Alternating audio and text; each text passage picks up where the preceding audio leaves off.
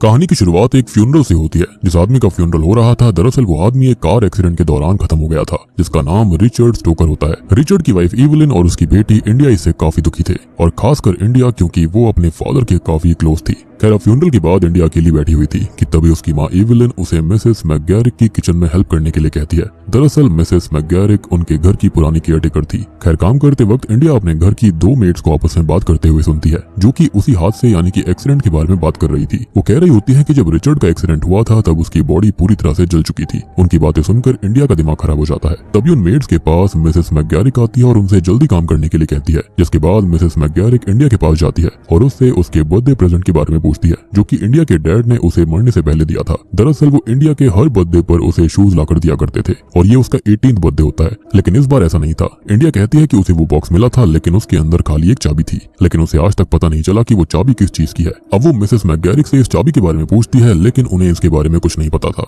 खैर, इसके बाद इंडिया हॉल में जाती है, जहाँ पर उसे उसकी माँ मिलती है, जो कि अपने पति के भाई चार्ली के साथ बातें कर रही थी। अब इवलिन चार्ली के काफी क्लोज खड़ी हुई थी और वो उससे काफी अच्छे से बात कर रही थी, जो कि इंडिया को पसंद नहीं आता। अब यहाँ पर इवलिन इंडिया को बताती है कि चार्ली असल में उसके अंकल हैं, लेकिन आज से पहले इंडिया को पता ही नहीं था कि उसके कोई अंकल भी हैं, क्योंकि उसने आज से पहले कभी चार्ली को देखा ही नहीं था। असल में चार्ली कई सालों से वर्ल्ड टूर पर था, इसलिए वो कभी भी उनसे मिलने नहीं आ पाया था। खैर, इसके बाद इंडिया वहां से चली जाती है और वो अपने जूतों के पेयर्स को देखती है, जो कि उसके पिता ने उसे बचपन से लेकर आज तक गिफ्ट में दिए थे। अब अगले सीन में हम चार्ली को देख पाते हैं, जो कि इंडिया का पीछा करते हुए दिखाई देता है। लेकिन तभी इंडिया की मॉम इवलिन बीच में आ जाती है और चार्ली से बात करने लगती है। चार्ली सही मौका देखकर इंडिया से बात करता है और वो उसको बताता है कि अब से वो उन्हीं के साथ रहेगा। इंडिया ये सुनकर कुछ खास खुश नहीं होती। अब एक दिन इंडिया मिसेस मैकगैरिक और चार्ली को साथ में देखती है, जहां पर वो दोनों आपस में बहस कर रहे थे, जिसमें हम मिसेस मैकगैरिक की बातें सुन पाते हैं, जो कि चार्ली से कहते हैं कि उसने वो सब कुछ किया जो उसने कहा था। उसने उसे पूरा साल भर तक इन्फॉर्म किया, हर चीज के बारे में बताया। वो उसके साथ ऐसा नहीं कर सकता। इंडिया उनकी ये बातें सुन लेती है, लेकिन इस पर वो ज्यादा ध्यान नहीं देती। अब इस बहस के बाद होता यह है कि मिसेस मैकगैरिक अचानक गायब हो जाती हैं और उनके बारे में किसी को नहीं पता था, उन्हें किसी ने नहीं देखा था, जो कि काफी अजीब बात थी।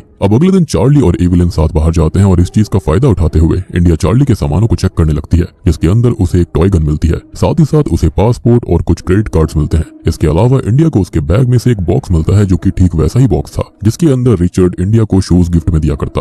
इंडिया उसे खोलने ही वाली थी कि तभी वो लोग घर पर लौट आते हैं, जिसके बाद इंडिया सारा सामान पैक करके नीचे आ जाती है। अब इवलिन मिसेस मैकगैरिक के बारे में इंडिया से पूछती है, जिस पर वो उसको बताती है कि वो अभी तक नहीं लौटी हैं। तब चार्ली कहता है कि वो उनके लिए खाना बनाएगा। खैर, वो लोग इंडिया के लिए आइसक्रीम भी लेकर आए थे, जिसे वो फ्रिज में रखने के लिए चली जाती है। दरअसल इनका फ्रिज जो होता है वो बेसमेंट में था। इंडिया जल्दी से आइसक्रीम रखकर ऊपर आ जाती है। खैर, इसके बाद वो लोग बैठकर डिनर करने लगते हैं, जहां डिनर टेबल पर इंडिया अपनी मॉम से ये पूछती है कि उसने आज तक उसे क्यों नहीं बताया कि उनके एक अंकल भी हैं, जिस पर इवलिन कहती है कि उसे खुद इसके बारे में इतना नहीं पता था, और तो और उसके अंकल वर्ल्ड टूर पर गए हुए थे, तो वो उसको क्या ही बताती। खैर, इसके बाद इवलिन वहां से उठकर चली जाती है, जिसके बाद चार्ली इंडिया से अच्छे से बिहेव करता है, साथ ही साथ उसे ड्रिंक पीने के लिए कहता है। तब इंडिया उससे पूछती है कि वो उससे चाहता क्या है, जिस पर वो कहता है कि वो उसका खाली दोस्त बनना चाहता है, लेकिन वो इस बात से साफ इनकार कर देती है। जिसके बाद हम देखते हैं कि चार्ली अब इंडिया के करीब आने के लिए अलग अलग तरह की कोशिश कर रहा था, जैसे वो उसे स्कूल लेने जाता और इंडिया का पीछा करता। वो उसके पास जाने के लिए काफी कुछ कर रहा था, लेकिन स्टिल इंडिया इसमें इंटरेस्टेड नहीं होती।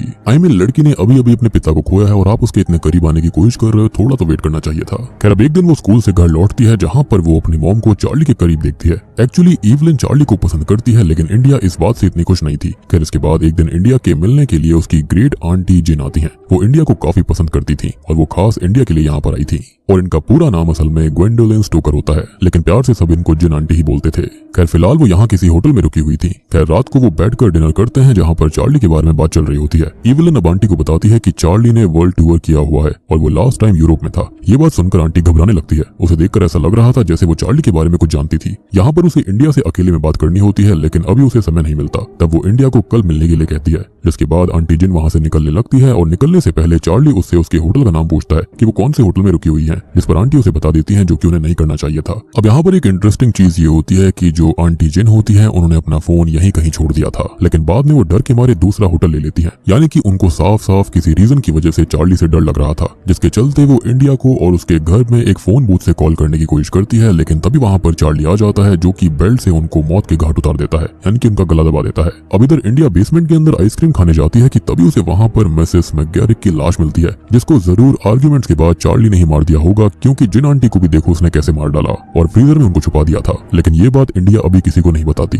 अगले दिन इंडिया को स्कूल में चार्ली लेने आता है, लेकिन इंडिया पैदल ही घर जाने लगती है। अब देखो स्कूल के अंदर क्या होता है कि काफी सारे लड़के जो होते हैं ना उसे परेशान करने लगते हैं। स्पेशली एक क्रिस नाम का लड़का होता है जो कि उसे बुली करता है, लेकिन इंडिया अपना जो इनर एग्रेशन होता है वो उसके ऊपर उतारती है, वो उसके हाथ में पेंसिल भोंक देती है। इसके बाद होता यह है कि एक और क्लासमेट का अटेंशन उसकी तरफ चला जाता है जिसका नाम वेब टेलर होता है। अब जैसे ही वो वापस घर पर आती है तो वहां पर हम देखते हैं कि इवलिन और चार्ली इंटीमेट हो रहे थे, जिससे वो काफी गुस्से में आ जाती है, जिसके चलते वो सीधा लोकल डाइनर पर जाती है जहां पर उसे वेब मिलता है और वो और वेब जाकर अब जंगलों में जाते हैं जहां पर वो मेकआउट करने लगते हैं। लेकिन होता यह है कि इंडिया बहुत ही ज्यादा आक्रोश में आ जाती है और वो उसके लिप्स पर बाइट कर देती है, जिसके चलते वेब को ऐसा लगता है कि वो उसे सिग्नल दे रही हो और वो उसके साथ में गलत काम करने ही वाला होता है। लेकिन तभी चार्ली वहां पर आ जाता है और वो वेब की गर्दन तोड़कर उसको मार डालता है। जिसके बाद होता यह है कि जो वेब की बॉडी होती है वो अधमरी हालत में इंडिया के ऊपर आकर गिरती है। तभी हम नोटिस करते हैं कि इंडिया चार्ली का साथ देती है और वेब की बॉडी को उनके गार्डन में ही दफना देती है। जिसके बाद वो अपनी आंटी ग्वेंडोलिन को कॉल करने की कोशिश करती है, लेकिन उनके फोन की आवाज उसे गार्डन में ही आ रही थी,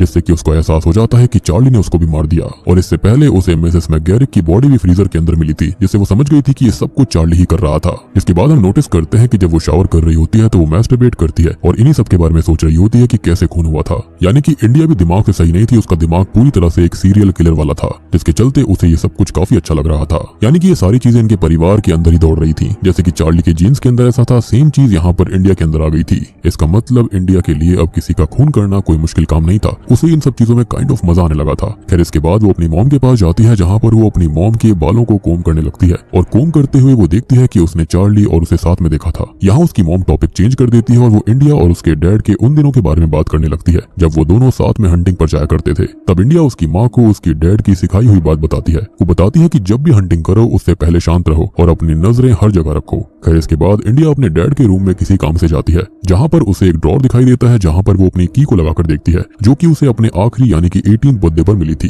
एंड किस्मत देखो कि वो वहाँ पर लग जाती है और उसे खोलने पर उसे कुछ फोटोग्राफ्स मिलते हैं जो कि रिचर्ड और चार्ली के बचपन के थे। साथ ही साथ उस फोटो में एक जोनाथन नाम का बच्चा भी था। थोड़ा और देखने पर उसे कुछ और लेटर्स मिलते हैं जो कि चार्ली ने इंडिया के लिए लिखे थे। दरअसल चार्ली इंडिया को काफी समय से लेटर्स भेजता हुआ आ रहा था। चार्ली इंडिया को चाहता था और अब से नहीं बल्कि उसके पैदा होने के बाद से चाहता था। हालांकि उसने इंडिया को कभी नहीं देखा था और वो ये भी कहता है कि उसे कोई फर्क नहीं पड़ता वो उसके बारे में क्या सोचती है। ये सब पढ़कर इंडिया को काफी अच्छा लगता है क्योंकि आज से पहले कभी किसी ने उससे ऐसे बात नहीं करी थी और ना ही कभी किसी ने उससे इतना प्यार किया था।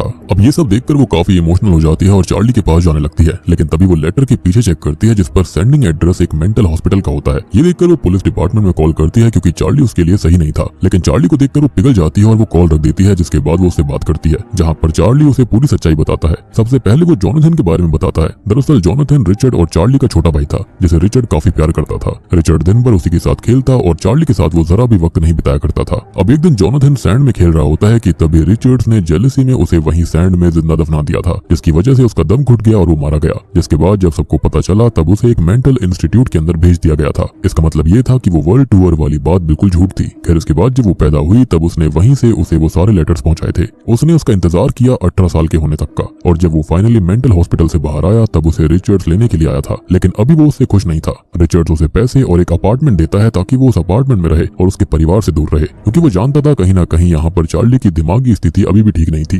रिचर्ड बचपन से जानता था कि चार्ली के अंदर कितनी जेलसी है और उसके चलते वो किसी को भी मार सकता है। लेकिन चार्ली को ये बात पसंद नहीं आती, जिसके बाद चार्ली ने उसे ही जान से मार दिया और एक मर्डर को उसने एक्सीडेंट में बदल दिया था। ये सब वो इंडिया को बताता है और तब इंडिया गुस्से में आकर उसे एक चांटा मारती है। लेकिन चार्ली उसे अभी भी चाहता था। चार्ली इंडिया को वही शू बॉक्स दिखाता है जिसके अंदर वो इंडिया के लिए हील्स निकालता है और उसे अपने हाथों से पहनाता है। असल में उसे हर बर्थडे पर शूज चार्ली ही दिया करता और वो उन शूज को मिसेस मैकगैरिक के जरिए उसे पहुंचाता था। अब यहाँ पर इंडिया शांत थी, इनडायरेक्टली उसने उसे माफ कर दिया था। यानी कि इंडिया के डैड उसे ये सारे शूज नहीं दिया करते थे, ये सारा कुछ चार्ली का था।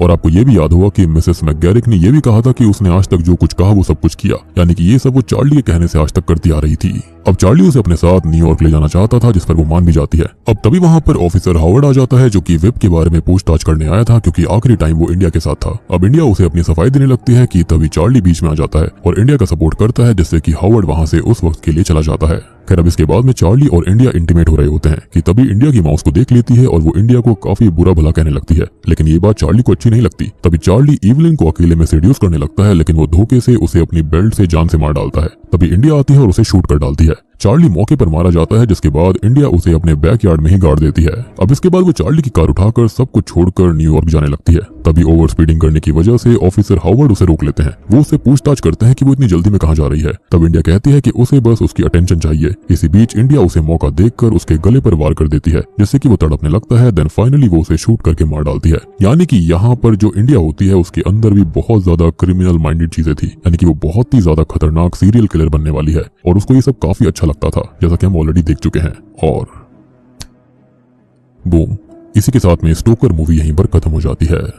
तो अब बात करते हैं कुछ सवालों के बारे में। तो सबसे पहला सवाल यह है कि अगर इंडिया को लेटर चार्ली भेजा करता था तो वो कभी इंडिया को क्यों नहीं मिले। तो दरअसल चार्ली जब भी लेटर्स भेजा करता था तब वो लेटर्स रिचर्ड छुपा दिया करता, इसलिए वो रिचर्ड के रूम में लॉक थे। और रही बात चाबी की, तो वो चाबी असल में चार्ली ने ही रिचर्ड्स को मार कर ले ली होगी, जिसके चलते उसने इंडिया को वो शू बॉक्स के अंदर रखकर गिफ्ट कर दी, ताकि क्यूरियोसिटी के चलते इंडिया उस कबर्ड को खोलेगी और उसे सारे के सारे लेटर्स मिल जाएंगे। चार्ली के प्यार के बारे में पता चलेगा। बेसिकली यहाँ पर चार्ली साइको था। और रही बात इंडिया की, तो वो तो उससे भी बड़ी सीरियल किलर निकली। और दूसरी बात की आखिर चार्ली ने मिसेस मैकगैरिक को क्यों मारा, तो इसका जवाब यह है कि जब उन दोनों में बहस हुई थी तब चार्ली को डर था कि वो ये सारी बातें इंडिया या फिर इवलिन को ना बता दे, क्योंकि वो बचपन से ही उसकी हेल्प करती आ रही थी। और इसी डर के चलते उसने मिसेस मैकगैरिक को मार दिया। अगली बात की आखिर क्यों इंडिया एक खूनी बन गई, तो हम ऐसा मान सकते हैं कि इंडिया पहले से ही साइको किलर थी। उसके अंदर ऐसे ट्रेट्स थे, क्योंकि हमने उसका बिहेवियर देखा था जब उसने उस बुली बॉय को पेंसिल से स्टैब किया।